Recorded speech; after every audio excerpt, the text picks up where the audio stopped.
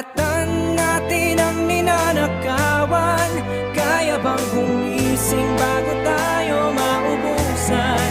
Karapatan natin ay paglalaban, sumabay sa paglayag habang sinisigaw at naninindig ang atin ito, atin ito, atin ito. Hey!